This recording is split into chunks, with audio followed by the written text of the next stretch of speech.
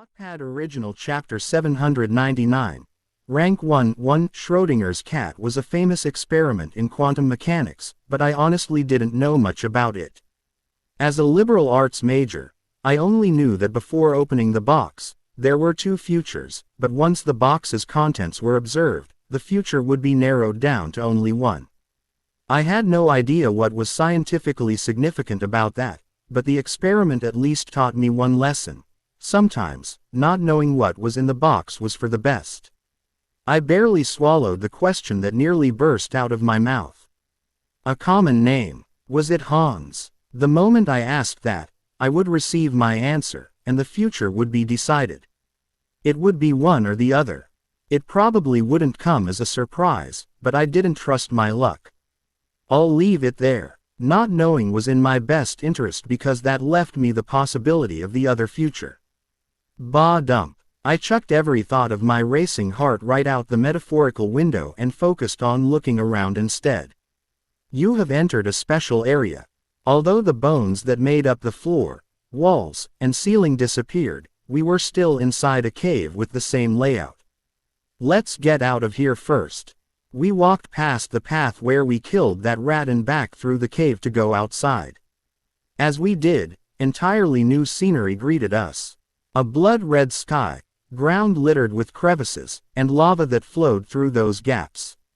Boom. It was truly a field that befit the name of the End. Naturally, there was a special field effect in this area. Field effect the End is applied. Status effect eternal burning is applied. You will periodically take fire damage, and the fire damage will increase as time passes. Continuous damage was common, so ignoring that. Status effect terminus is applied. You will die after 24 hours. All characters would die 24 hours after entering the special field memories of the End. There were ways to stop that from happening, of course. The status effect would be cancelled if we just took the same portal back. But once you leave, you can't come back. Consequently, the general strategy for this area was to find and collect nearby items to reset the timer. Is that really the same island? I've never seen something so horrible.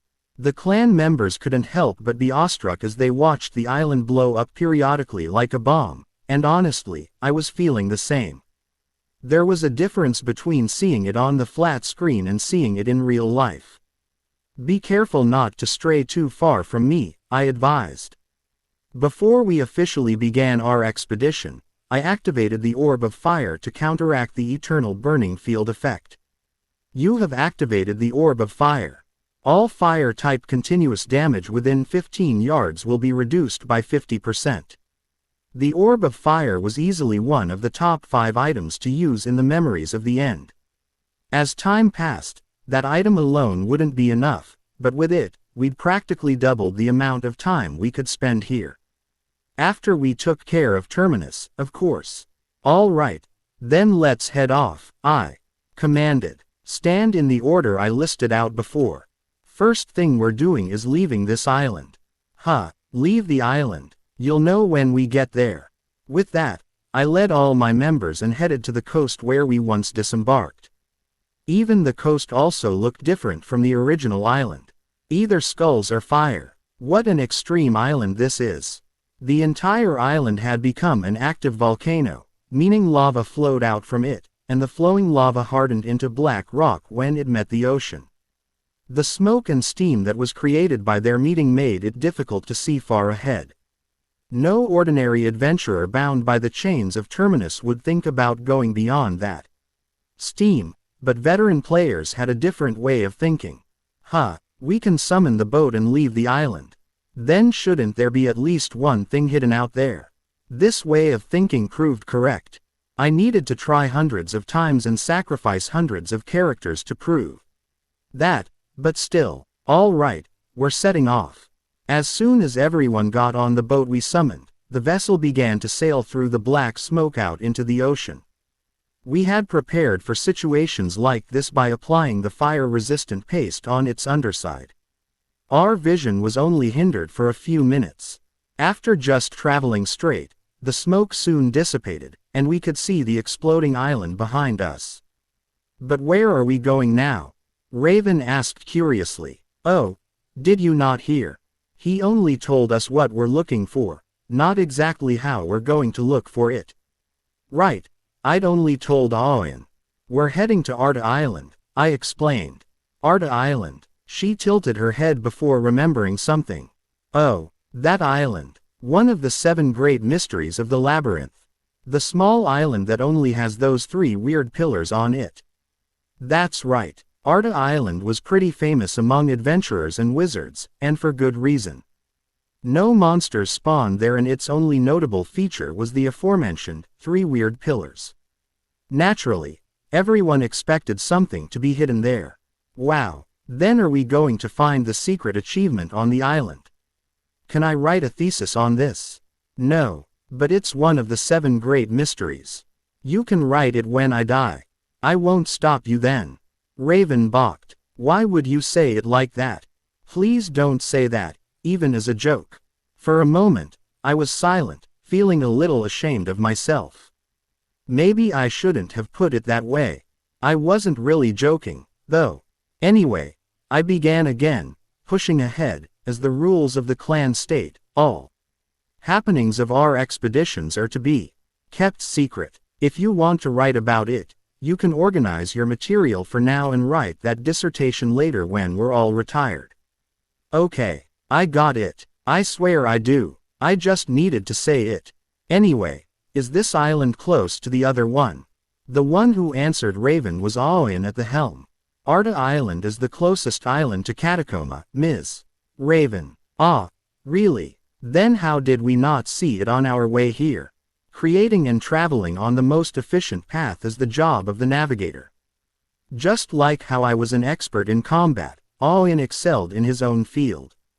There was a reason that I brought him. We needed to use boats. Well, even if we didn't have a navigator, we wouldn't have much of a problem finding Arda Island, but with Terminus applied to us, every second counted. Aoyan Rockrobe has cast fair winds. The riding vessel's movement speed is increased by 50%, and all characters riding the vessel quickly regenerate soul power. Aoyan Rockrobe has cast trade route. While the helm is kept steady, the riding vessel's movement speed is increased by 300%. Aoyan Rockrobe has cast ghost ship.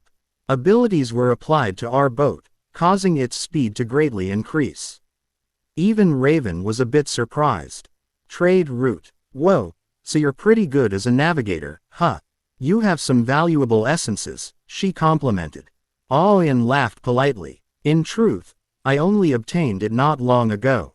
What? But the labyrinth was closed for so long. How? I used the auction house. I've spent all the money that I saved up, but I should be able to do at least this much so that I don't drag everyone down. Ha ha. Raven paused. It must be tough on you.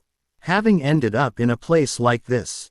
It's fine. I am happy. Aoyan seemed to have impressed Raven a little, as they struck up a friendly conversation. I stepped away to give them some space, and that was when Einar walked up to me. Bjorn, I have a question. Go on. Where do you get abilities like that? Usually, I would have told her to go ask Raven, but since she was talking with Aoyan, I answered her instead. There are monsters who drive boats. But I've never seen one like that. Because they're in areas we don't usually go to. A classic example being the pirate-infested sea of the southwestern ocean, where seafaring orcs and goblins would ambush adventurers. Ghost ships could also be seen around Ghost Island. Since neither of them were on the way to the 7th floor, we wouldn't pass by them anytime soon. It'll probably be difficult to feed him airship too, right? It occurred to me then that the graduation essence for navigators was found on the 10th floor, but I quickly let go of the thought. If I could feed it to Aoyan, we would be able to use boats on all floors, not just the 6th floor, and we'd nearly have all our travel time during expeditions. However, that was a monster that couldn't even be found unless you got lucky. We didn't have the specs to hunt for it yet either. Captain, we can now see the island. At Aoyan's shout, I shook myself out of my thoughts and headed to the bow of the ship to see the small island in the distance. Or rather, I saw the 3 pillars. Oh, so that's one of the great mysteries of the labyrinth. The island was bizarre looking, with 3 pillars that felt larger than the land they stood on. It looks different from when I last saw it, Kylan noted.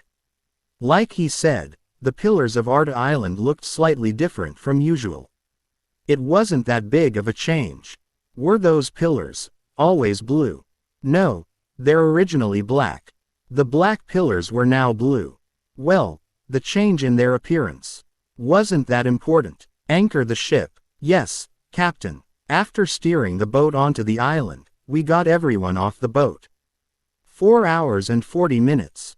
If it took that much time to get back, that would total 9 hours and 20 minutes.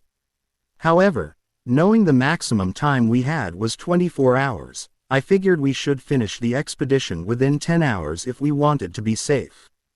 It could take longer for us to return, and even if we wanted to reset the terminus state after returning to the island, we'd need at least 2 hours to do that.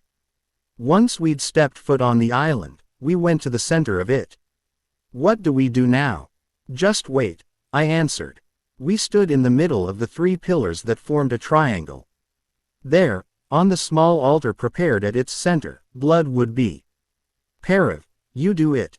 Pardon, swords don't work on me.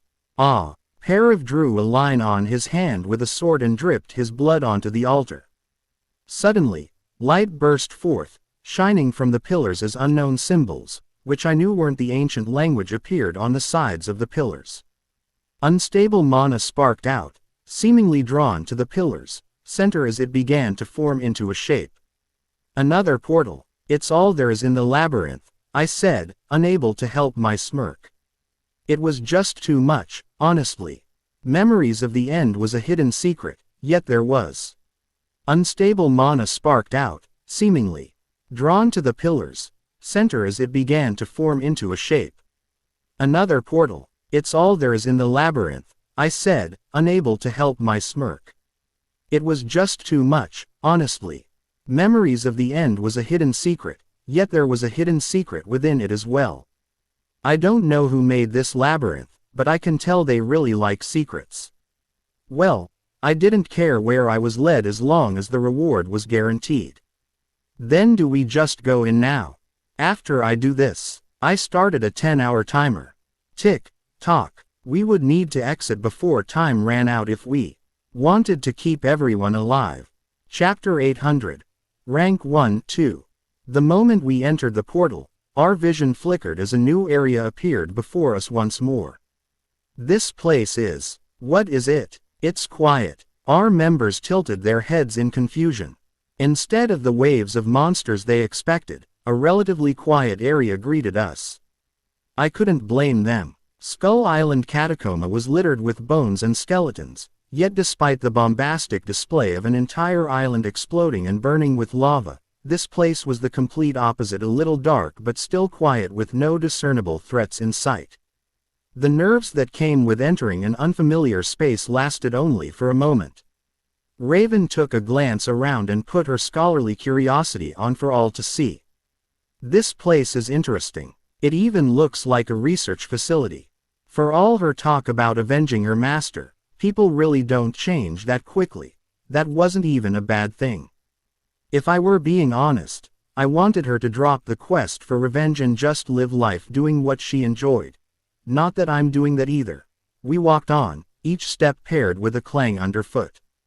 The entire area was plated with metal and the walls lined with metal pipes, hatch handles, and thick mana circuits that looked like electrical pipes. It felt like we were inside a huge submarine or perhaps a bunker. Oh, I kind of want to turn this. No.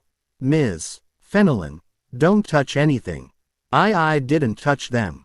I only thought about it. Ignoring Einar being falsely accused, I continued rushing ahead. Time was still ticking. After all, it's about time they start talking. Right on cue, I heard a voice. Who are you, pilgrims? Asked a staticky voice that seemed to be coming through a speaker. Most of my party flinched and raised their weapons, understandably on guard at the sound. After all, there were only 2 people here who would understand what was said. The ancient language. Raven knew some ancient language since she learned it in her many years of scholarly pursuit, and greetings, Arda. Although I had never learned the ancient language, I could speak it like a native. There was a pause, then the voice said, "You still haven't answered my question. Who are you, pilgrims?" I didn't try to hide my smirk. Even during the game, Arda Island was an interesting chapter to experience, as its titular character was the sole NPC that could be found within the labyrinth. Well, calling Arda an NPC was a little up in the air once you learned their backstory. Still, they could be conversed with and give out quests, making them a very special entity. Not to mention, the method of progressing through their quest was unique, to say the least. Bjorn, is it an enemy? Just say the word, and I'll destroy it. Stand down, Einar. There's no point even if you try. There's no point. Is it a ghost? Don't worry. I can kill ghosts now. Yeah, then go and hit that door over there. Einar seemed confused at my command, but she still obediently went to carry it out. However, she froze, her spear held in midair. It was as if something invisible was stopping her from taking the action. What? I can't move my body. Save me. Don't worry, you'll be fine as soon as you drop the aggression. The specific interaction was that the attack button itself was disabled in this area, but that explanation was good enough for reality. As soon as she processed what I said, Einar returned to normal. What is that? It was the field effect. This place was pretty special among the hidden secrets of the labyrinth. You have entered a special area. Field effect Arda's secret base is applied. All hostile actions are forbidden within the field. No fighting could be had here, meaning we needed something other than force to clear this area. What are you saying to them? Arda eventually demanded. Answer my question. If you do not, you will be ejected. The way to clear it was to talk. Choices popped up on screen when you talked to this guy in the game, and the quest progressed if you chose the right options. That was all assuming you fulfilled the prerequisite of being proficient in the ancient language, of course. I needed to try over 100 times to even receive the quest. To put it another way, I had already done my rounds of failures countless times, so at this point, obtaining the quest was easy as pie. We are not pilgrims, I answered. First, saying we were pilgrims was the wrong move. That would lead to the player trying to prove many things, and it was impossible to prove all of them. However, the problem was. Then how do you know my name? Right, the name. I trailed off, trying to think of an excuse. Man, I'd said their name because I was happy to see them, but that seemed to have been a mistake. In the game, they would only say the lines they were programmed to say, and I would only say the lines that were given to me, so I forgot to think about the freedom reality granted. Well, whatever. Unfortunately for Arda, I wasn't so useless that I'd just blank out as soon as a random variable popped up in my way. Answered decided, I said, we are survivors of the destroyed empire. I could only say that because I knew the story. Although the sequence was a little off, when Arda asked me for my identity, saying that was the only one that led to success. We came to this place to stop the end, so we of course know who you are as well, I concluded. I see. The survivors of the destroyed empire. Well, you wouldn't want your world to be destroyed either. Of course not. Could you help us? Well, there is none that I can help you with. It is admirable that you wish to save your world, but if you truly wish for it, leave this place. I am attempting countless options to try and solve it. Wait, what? Why were they just telling us to leave? Was it because I didn't start the conversation with the right prompt? Still, this wasn't the first time that reality differed from the game. I'd just have to freestyle it. After making up my mind, I quickly continued, saying, Arda, we know of a way to stop the end. By the nature of the story, this sentence was one that Arda could never ignore. Yeah, you do. Yet for some reason, they just laughed me off. Was this another change because we were in reality? They weren't anywhere near this annoying in the game. After confirming who we were, they were supposed to assess our abilities, then give us a quest if they deemed us useful. Man. I just had to make that mistake at the start. Still, since I knew the entire story, it shouldn't be too much of a problem. We know of a way to kill the beast, I supplied. The beast isn't something that can be killed. Even I am only aiming to seal it, Arda said, voice mocking as trying to say, what can something like you even do? I don't intend on trying to convince you. I will go and kill that snake. You even know that. Is it important that I do? What should be important to you is whether or not we can solve your problem. You are not wrong, but, don't worry, I also know that the snake is a rank 1 monster and that we need to activate a mechanism below it after defeating it too. Arda no longer asked me how I knew as much as I did. Instead, their attitude toward me changed as they shifted into a much more serious tone when they realized I knew all these deep secrets. All right, I will trust you this once, survivors of a destroyed empire. There was a hiss of gas escaping as a hidden hatch door opened on the floor. Well, I somehow ended up skipping the storyline a little bit, but just getting to our destination was all that mattered, right? We climbed down the ladder for what seemed like forever, as if the ladder itself was connected to purgatory. What did you two talk about? I heard something about the Empire or some difficulty. It was nothing much. No, but seriously, how did you even know about this island in the first place? I just smiled to answer Raven's question. She knew that I was a player. The members that didn't know weren't asking me those questions, anyway. He's a Viscount, Kylan said confidently. It's natural that he knows information that regular adventurers don't. Isn't that right, Mr. Parav? Haha. Yes, that's right. But this means that the palace knows about the secret of Arda Island as well. After listening into the discussion of the members who didn't know that I was a player, I gave an awkward laugh. Don't think too hard about it. It's not something you should be going around talking about. I know that better than anyone, so don't worry. I'm just curious why the palace left Arda Island as one of the mysteries. Maybe it was because he himself was from the palace, but Kylan tended to always doubt and suspect the palace of scheming. Not that he was wrong. Everyone, listen up, I called. You should remember what I told you about the monster back in the city. Oh, this is the place where the snake of the end, Sniktura, appears. That's right, I'm getting a bit nervous. That Kashan was already quite the monster. Kylan's voice trembled as he remembered the Kashan that we hunted on the first underground floor.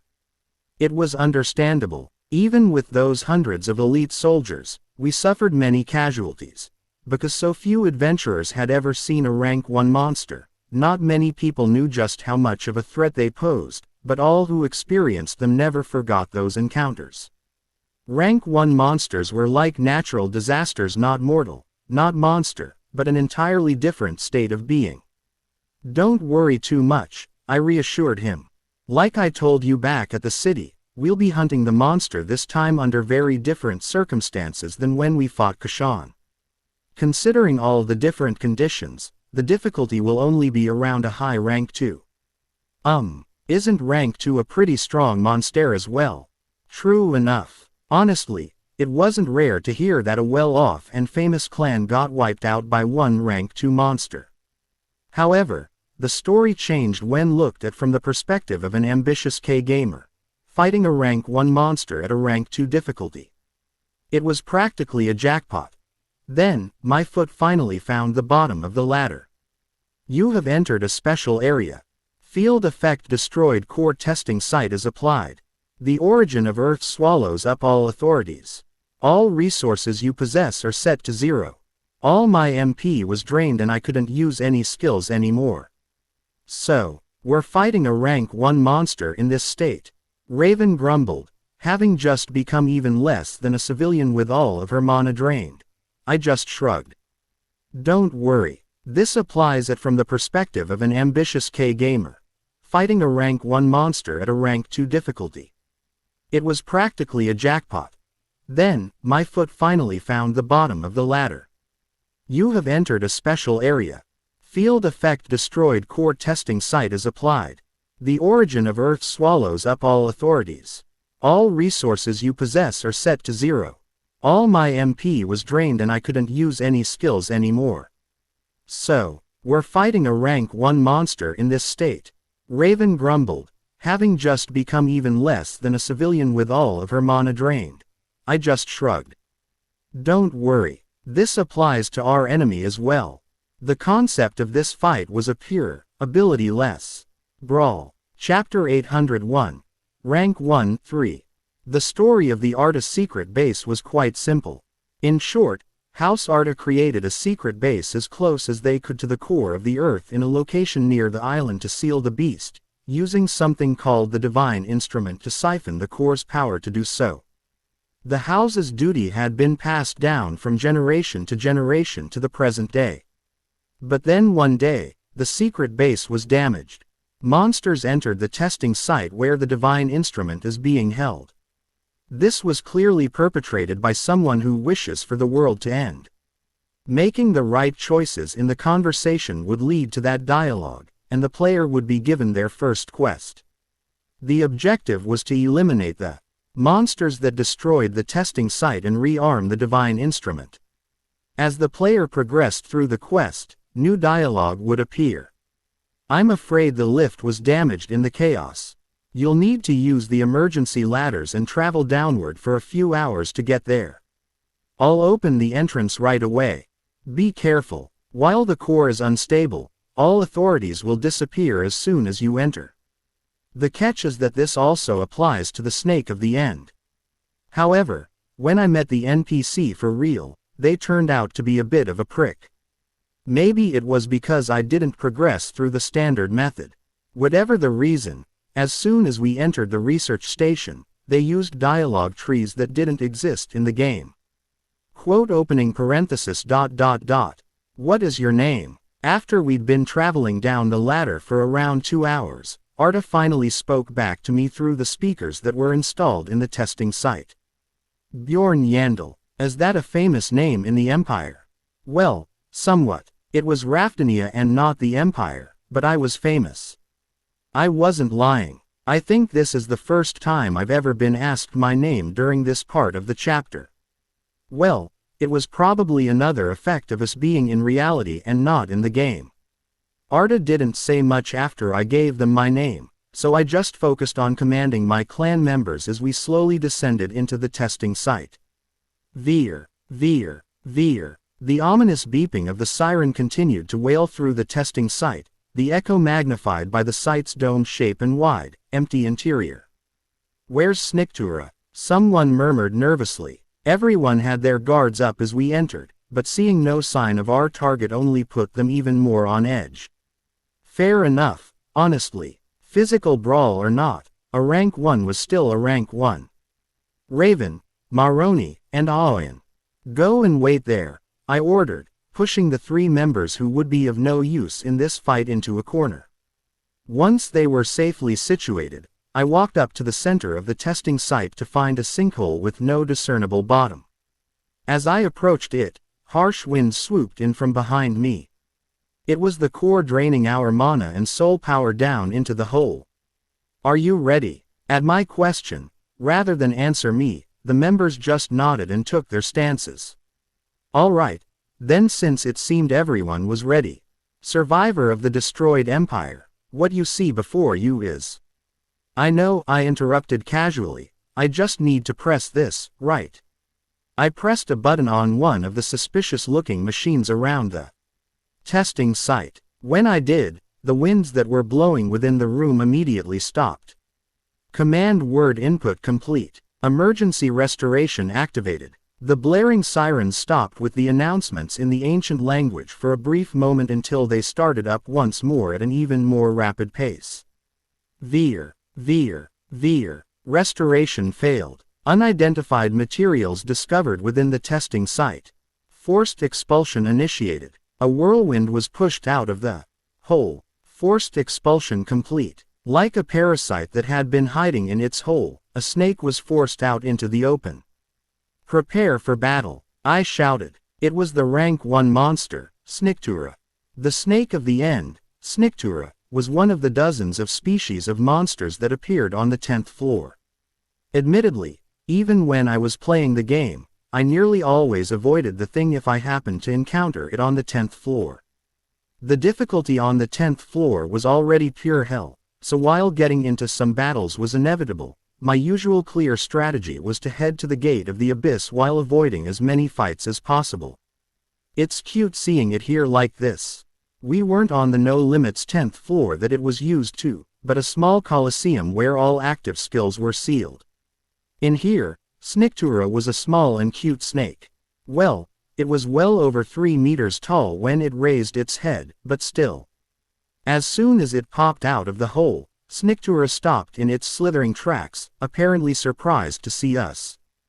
Given how its 3-pronged tail repeatedly slammed the ground, it seemed to not like the situation it found itself in. "It's a little smaller than what I heard," Raven marveled. Sure it was. On the 10th floor, Sniktura was a tricky enemy who couldn't just change its size, but change its shape into something completely different as well. However, here, it couldn't use its active skill Shapeshift. If only Shapeshift worked with Union, it would have been an upgrade skill to Jauntization. Thinking back, that was probably another reason I hadn't hunted this snake that much. Even though it was a rank 1 monster, it didn't have any abilities that worked with the shield Barbarian build. Unidentified material successfully expelled. Destroying the exit. Failed. Failed. Failed. Failed. Failed. Arg. So noisy. What is it repeating? Oh, that. It's just telling us to fight it, I said, right as Sniktura charged at us. Hiss. With fangs as big as longswords, it looked far too threatening and powerful for us to be fighting it with our active skills sealed. But active skills aren't everything in a fight. Defense successful. Wall of Aegis absorbed all damage. Fangs that small were easily countered by Wall of Aegis, the cheat item that could block anything of the right size. Hiss. Sniktura reared back, seemingly shocked that I blocked its attack without an issue. Then, it spat out a glob of mucus at us. Yep, I needed to dodge that one. Sizzle. A moment after I dodged it, the spit began to melt through the spot where it landed. It was the effect of one of Sniktura's passive skills, 10,000 Poison Body. To put it simply, it granted it immunity to all poisons, applied the highest possible effect of poison to all bodily liquids, and increased all poison damage the monster dealt. It was also the graduate essence of the acid fluid build that I previously used. After I dodged its spit attack, Sniktura swung its heavy tail toward me. Whoops, I don't think I can guard against this one too. Maybe in Jauntization mode, but I'm too small to get a perfect guard in against that tail. It was already too late to dodge. Still, I raised my shield to my torso so that it would absorb as much of the shock as possible. It did nothing to alter my fate of being flung into the nearby wall, though. Boom. Unable to resist, I was slammed into the wall, my shield still gripped in hand. There was nothing I could do about it. The base stats of a rank 1 monster were practically a cheat themselves. No matter what combination I mustered, there was no way to beat a rank 1 monster by leveraging a pure stats difference in Dungeon and Stone. Is it different in 100x mode? Maybe if I got around 30 or so essences. I shook myself out of that pointless train of thought. Bahallah. To redirect my attention back to the battle, I let out my battle cry and stepped up back with the vanguard. Einar, Parav, and Kylan were holding the front line with me. What is this monster? Bjorn. I don't know what to do without my abilities. Everyone was holding on for dear life, overpowered by the monster's base stats, but I wasn't too worried. It wasn't like this was their first time fighting a monster. They would get used to battling the snake soon enough. Plus, Sniktura's active skills were sealed, which meant that its attack patterns were forced to be simple.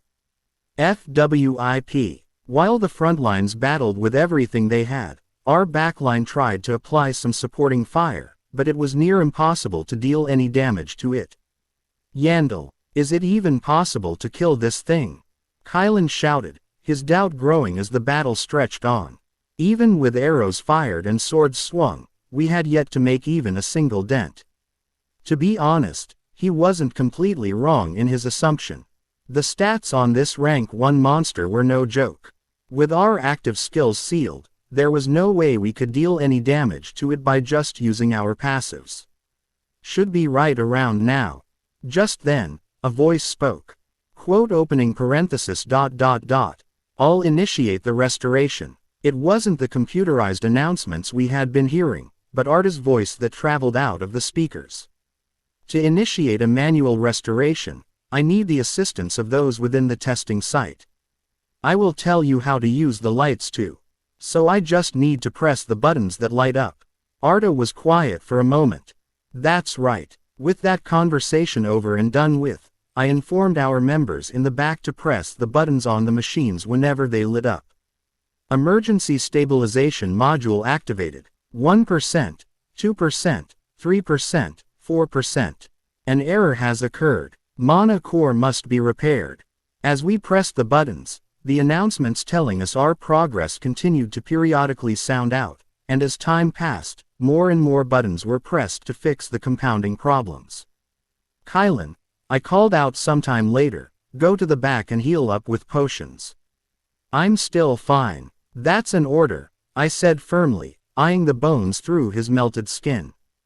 Understood. After fighting for over 2 hours, we had members rotate out to recover before returning to battle and repeated the process several times.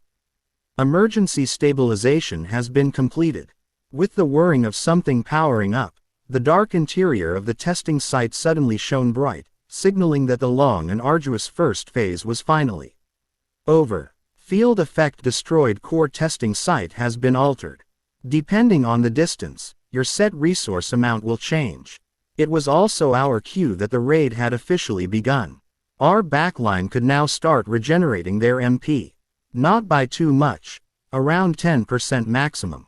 However, the most important part of this phase was still the front line. After all, we weren't the only ones who would be able to regain MP the farther we got from that hole. If that snake bastard managed to crawl all the way out, it would be able to use its skills as well. Listen closely, we must never lose ground from this point on. I shouted to our front line once more. Parav, go to the back line. Our soul healer, Sven Parav, was stationed at the back and began his work as a priest. Erwin Fornaci de Terja has cast elementalization. I also got Erwin to cast elementalization rather than deal damage. Since our enemy's element was poison, we naturally chose the earth element. All damage from the fire element is reduced by half. All damage from the water element is doubled. Poison immunity granted. When using blunt weapons, a strong bonus is applied to environmental destruction.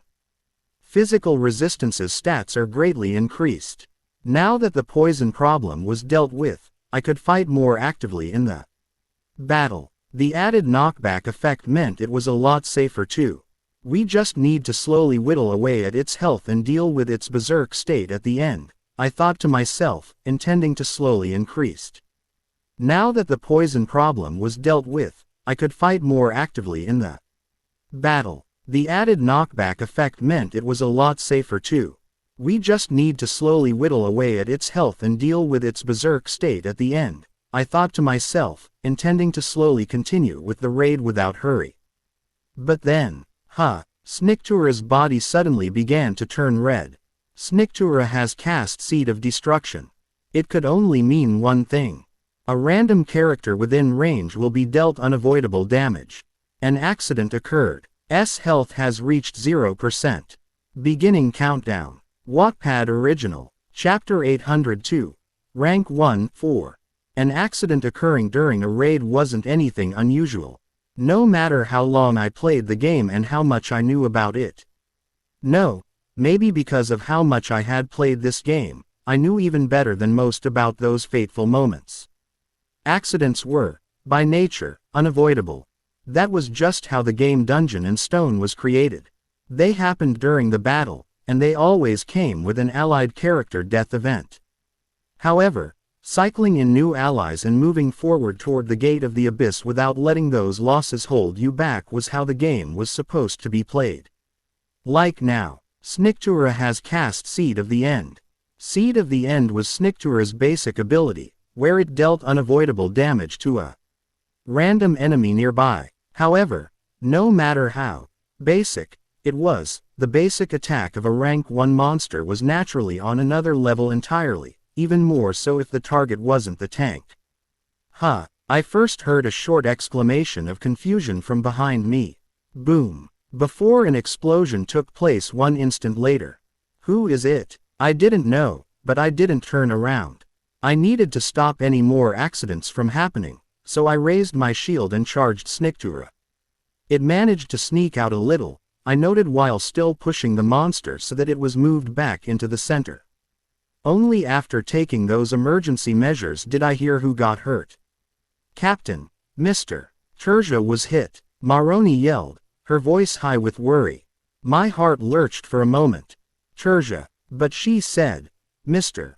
Maroni might call Erwin Miss Terja but never, Mr. Most importantly, elementalization hadn't ended yet, and that meant the accident had fallen upon Beleg Shusha D. Terja, Erwin's uncle, and one of our newest members. The man who joined the clan to obtain the Stone of Revival. I fed him a potion, but he's badly injured. Like the veterans they were, the members continued to relay status reports my way without me having to ask for them. It was clear that the situation was bad. However, he'll die if we don't use divine power to heal him. Should we use our one healer to heal the backline? Honestly, I hesitated. If our only source of healing was routed elsewhere, the pressure on the frontline would increase, and additional accidents could occur because of it. There's a chance that we'll all get wiped out if something like it happens again. Even if this was a purely physical fight, Sniktura was still a rank 1 monster. If the raid failed, we could all die here. Thus, there were 3 choices I could make. Bear the additional danger and save Beleg, ignore him and succeed in the raid, or give up everything and get out of there. Beleg Shusha D. Terja's health has reached 0%. Beginning countdown. I needed to make a decision and do it quickly. A wrong decision was better than a belated decision. Everything had its perfect time, and if that time was missed, all mistakes would be pinned to the leader. Decisions. Sure enough, another moment of decision arrived. We're giving up on Sniktura, I announced. Retreat. Although the snake's essence was desirable, today wasn't the only day to take it down. We also couldn't guarantee that the snake would drop the essence.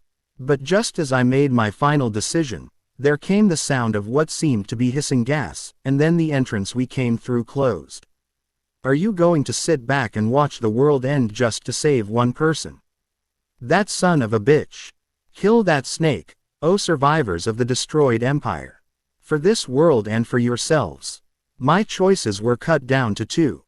Our exit route had been blocked. Nothing like it had never happened in the game, so this was my first time ever encountering the scenario. Under normal circumstances, you could just run out of the Arda secret base dungeon if something went wrong during the raid. So what the hell was this? It's too thick. We can't make a dent in it using rank 5 magic. We'll only be able to force it open if we use a rank 1 spell.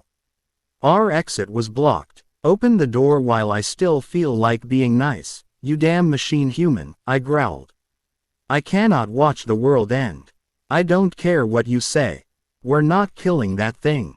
Open up right now, but if that monster is not dealt with, everything will end, anyway. The half-threat, half-negotiation failed. My rage nearly boiled over, but I quickly steeled my emotions and coldly assessed the situation. My 3 potential choices had been cut down to 2. Bear the risk of everyone falling into danger to save Beleg or give up on Beleg to increase the success rate of the raid. This is an opportunity for you to understand what sacrifice means. Children of the Empire, Burn until your last moment and light up the world. I honestly wanted to destroy all those speakers, but that wouldn't change anything. The situation had already progressed, and there were two options available to me. I needed to make my choice. I'm withdrawing the retreat order. Return to your positions, I barked. In truth, I already knew what the right choice was.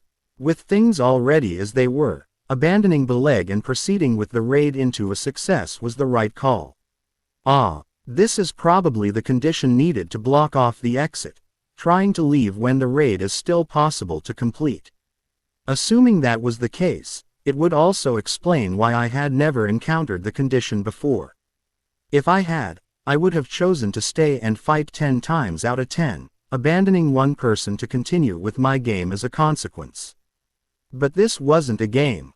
Sniktura's tail boomed off my shield as my conversation with Beleg replayed in my mind. I need the stone of revival if I want to keep living. I couldn't shake the memory of that empty look in his eyes. As if he had no desire to live whatsoever. No, as if death would be the greatest comfort. Maybe abandoning him here would be beneficial for the both of. I snapped back to reality as I blocked another heavy blow. Stop trying to rationalize it. Right, when I saw him then, I wanted to change his misguided way of thinking. That was why I agreed to let him join my clan. Parav, use your remaining divine power to heal Beleg. But, I'll think of a way. Save Beleg no matter what. Despite the confident tone of my orders, I still wasn't sure if I was making the right choice. If someone became gravely wounded or even died because of my decision, I'd probably regret it. Still, that was for future me to handle. This wasn't the time to worry about a future that might not even come. I needed to trust my gut and move forward as any dependable barbarian warrior should. Baha'u'llah, I let out a battle cry and charged in, knowing that narrowing the distance against Sniktura was guaranteed to make me take on more pressure. It's better this way. The pressure on the others will decrease. Sniktura seemed to feel threatened by me getting so close, as its movements became much more erratic. It swung its tail, tried to use its big head to headbutt me, and even opened its maw wide to try and swallow me a few times. I concentrated harder than ever before on evading its attacks, and I parried its attacks with my shield to deflect the blows, but I wasn't always successful. A few times, I was hit head-on and flung back, and that was when my allies would rush in to hold it in my stead. Soon enough, the injuries began to pile up. My injuries only ended with broken ribs and crushed knees, but the others on the front lines who didn't have my poison immunity bonus were having much more trouble. Their skin was melting, and their whole bodies were turning dark with blotches. Beleg Shusha D. Terja's health has recovered to 1%. Ending countdown. However, despite all the effort we were putting in, Beleg didn't show any signs of recovering in our backline. The reason was simple. Beleg Shusha D. Terja is poisoned highest. Health has reached 0%. Beginning countdown. His health dropped every time it recovered, so he was completely out of commission. Of course, that didn't mean our efforts were wasted. We were at least able to keep him alive, and as long as divine power was being poured into him, his poisoned condition would be cured at some point. The question is whether or not we can survive until then. I looked at the frontline members around me. They looked even worse than Beleg, who was throwing up black blood from his mouth but sporting none of the visible injuries the others carried. We'll all be in danger at this rate. Even if we succeeded in saving Beleg, someone else could very well die. No, at this rate, I doubted this raid could even succeed. Now isn't too late. Change your decision, Imperial. Just as that annoying voice was saying, maybe it was time for me to change my mind. It was a universal truth of this world that one couldn't hold on to everything they desired. If worst came to worst, staying focused enough to make those split-second decisions was key. Go big or go home. If I was going to gamble, I should bet with everything I have. We're done with Sniktura. Those who can, go around and destroy all the machines nearby. It was time to roll the dice. Unfortunately for them, Arda only understood the ancient language and wasn't able to understand the order I gave my teammates. Not that it mattered. Intentions could be conveyed with methods other than just words, so long as an intelligent entity was present to witness it. Crunch, crack, BZZT, BZZT, BZZT. Upon hearing my order, my allies immediately went around destroying all the machines nearby. Only then did Arda begin to shout, noticeably panicked. "What are you doing? Stop. You reckless fools. Stop your subordinates now." There was only one thing I had to say to it. "That's why you should have opened the door when I told you to." Are you saying you're fine with the world ending? You selfish Imperials. It isn't too late to. That's what I should be saying. It isn't too late. Open the door, you machine human prick. Somewhat predictably, the door didn't open. Arda probably deemed that my hostility was singularly focused and that I wasn't really planning on blowing both them and us up together. Apparently, the ancient people didn't know barbarians all that well. Veer. As the machines began to break down, the emergency sirens that had stopped began to blare again. There was the sound of something powering down, and all noise ceased as the internal lights flickered off. Then, a red light blinked on as emergency lights triggered. And then, BZZT. Although I didn't know who destroyed what. Mana core has been damaged. Emergency safety module has been disabled. The moment I heard that announcement, the wind began to blow from the huge hole situated at the center of the testing site. The gale rushed inward as if trying to suck in everything. Are you sure about this, Bjorn? It's fine, so keep destroying them. However, I wasn't satisfied and stood firm in my order to keep destroying everything. Beep. At some point, both the voices that tried to stop us and the roaring of the emergency sirens ceased.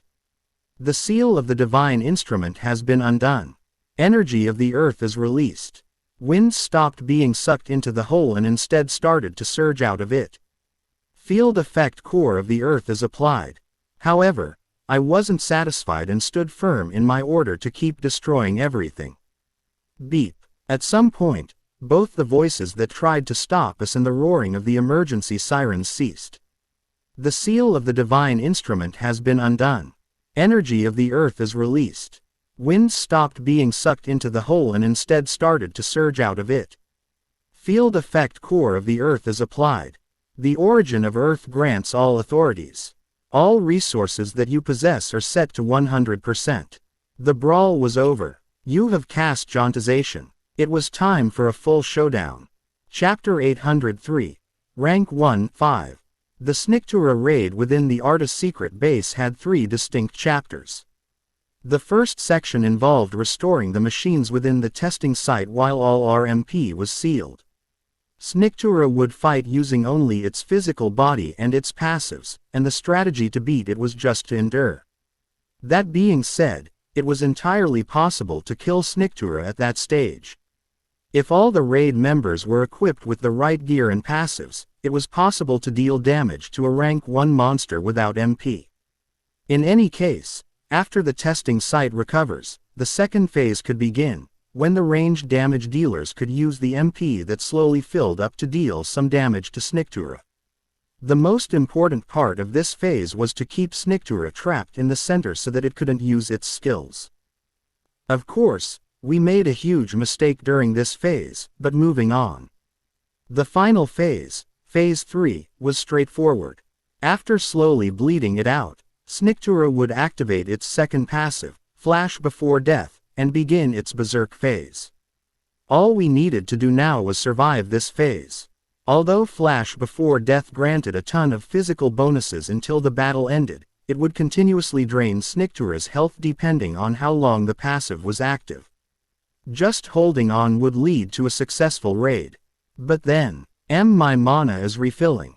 Same with my divine power. A phase where all our resources regenerated like this didn't exist during the Sniktura raid. And why should it? It wasn't like Sniktura was the main boss of the Arda secret base. We needed to defeat Sniktura and then receive a chain quest to defeat the boss at the end island. After defeating that boss and returning, we would be given two choices. Either receive our reward and end the quest there or challenge Arda, who had transformed into a machine monster and was the actual final boss.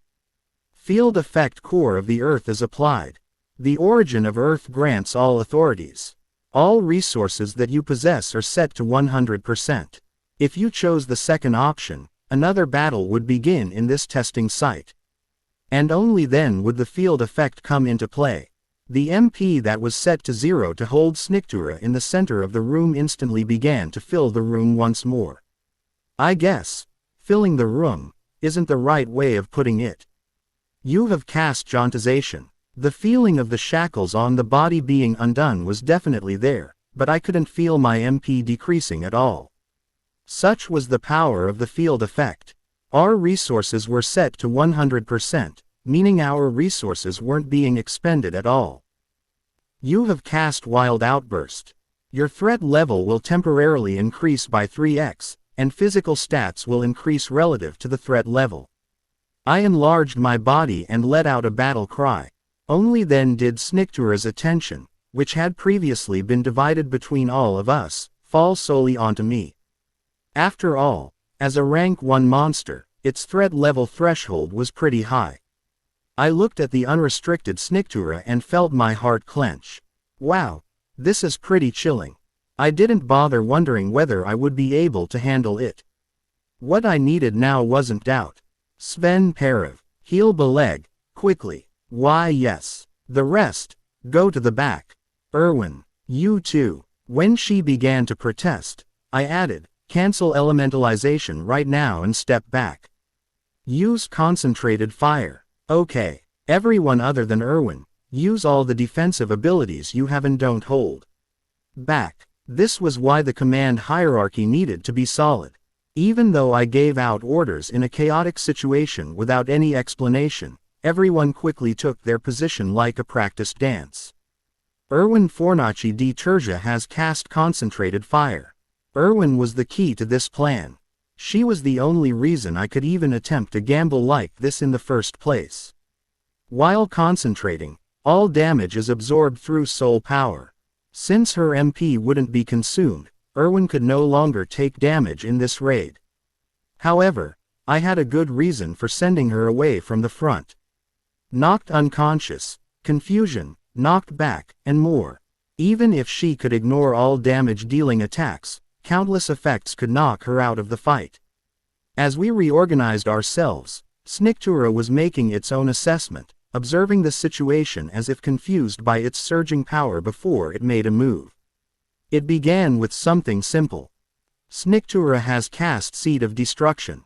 A random character within range will be dealt unavoidable damage. It was the basic skill that one-shotted Beleg out of commission. However, even if the fist doing the punching was the same, there was a significant difference between knowing you were about to get hit and getting hit unaware. Adventurers of our level each had at least one defensive ability to protect ourselves, and we wouldn't make the same mistake twice. Arua Raven has cast the rank 3 support magic mana barrier. Melend Kylan has cast defensive stance. Lilith Maroni has cast the rank 4 summon magic anti-magic stone. Mana resistance of all characters in the area. Mr. Kylan, I'm fine. Of course, the damage dealt by a rank 1 monster was still pretty heavy. However, Sven Perev has cast Prayer of Protection. 30% of the damage dealt to the target of the prayer is immediately healed with divine power. Sven Perev has cast Spring of the Filling Moon. A totem is summoned that periodically lets out waves of healing. Sven Perev has cast Area Heal. Even though he was a paladin, with his infinite divine power, he was practically no different from a priest. The problem was with me, at the very front and left with no poison immunity. Sniktura has cast Poison Jet. I was showered with poison. Sniktura has cast Shapeshift. The snake then instantly increased the size of its body to the point where maintaining a set distance between us became meaningless. Sniktura has cast Life Steal. absorbing the health of all characters in the area. It sometimes even changed into a different rank 1 monster to use that monster's skills. Snika has cast Immortal Will, temporarily increasing its natural regeneration by plus 1000. And from what I could tell, the small amount of HP that we had chipped away was completely recovered. However, that only made me focus even more on the battle. Just like I thought, one shot. Fornaci di Tergia is casting Concentrated Fire. The battle would all be decided in one shot. Concentrated Fire, the active skill obtained by consuming the essence of the rank 4 monster Ritcannon. In truth, Concentrated Fire wasn't the graduation essence for its skill type. There was a much better one among the higher ranking essences, and Concentrated Fire was just the stepping stone needed to obtain it. However, just like how one didn't need to think about what they bought if they had infinite money, there was no need to care about the rank of the skill when you had infinite MP. Of course, that was only when taking the damage done into account. The important part is how long it takes to reach that damage threshold. Just how long would we have to wait? How much time did she need to kill a rank 1 monster in one shot? To be honest, I couldn't come up with a precise time. Even though I had experienced countless things and used myriad strategies when playing the game, I had never experienced this situation before. Well, whatever, we just needed to try the best we could. And if it didn't work, it wasn't going to work in the first place. Fornaci di Tergia is casting Concentrated Fire. She absolutely must not stop casting it early. The core of this plan was to skip past Snikura's flash before death phase. If we couldn't kill it instantly in one shot, it would enter its berserk phase and none of us would be able to make it out alive from this cramped space. Endure. I had to endure as long as I could.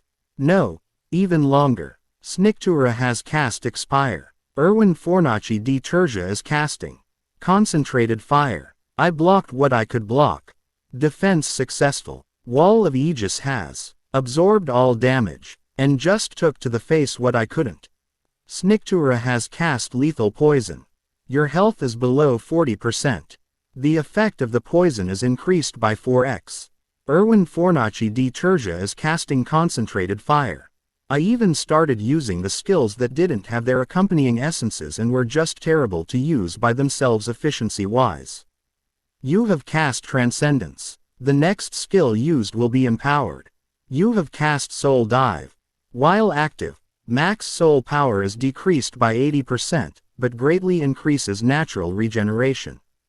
Honestly, while the natural regeneration increase was great purely on the numbers side of things, not using was the better choice due to its usage penalty. It was a skill that was much more useful unused until I obtained that skill later on, which would scale off based on how little soul power I had. But why should I hold back when I have infinite MP? Now wasn't the time to think about efficiency. I just needed to use everything I had. By the time I realized it, everything had gone dark.